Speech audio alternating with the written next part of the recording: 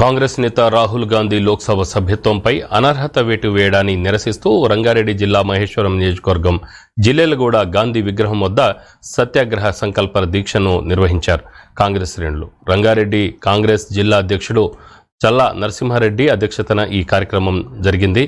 MLA Malreddy Rangareddy, LB Nagar Congress in charge Malreddy Ramareddy, mayor Parijatha Narasimhareddy, corporator Bala Reddy, ఇతర ప్రముఖ కాంగ్రెస్ నాయకులు పాల్గొన్నారు.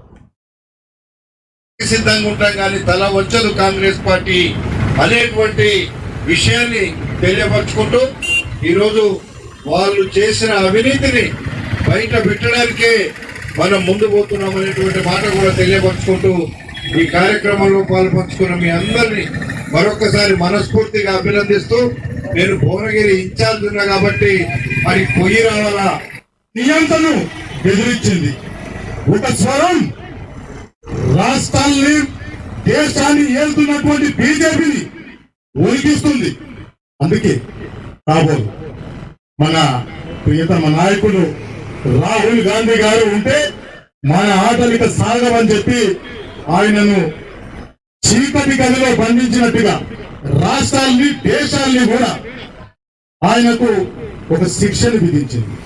కానీ ఈ శిక్షలకు బెదిరేటువంటి వ్యక్తి మన రాహుల్ గాంధీ గారు కాదు. రాహుల్ గాంధీ గారు అంటే ఈ దేశానికి ఒక ఊపిరి. రాహుల్ గాంధీ గారు అంటే ఈ దేశానికి వీస్తున్నటువంటి ఒక చల్లని చిరుగాలి. అట్లాంటి మహోన్నతమైన వ్యక్తిని ఈ రోజు ప్రపంచ హస్తాలతో బంధించాలని చూస్తున్నారు.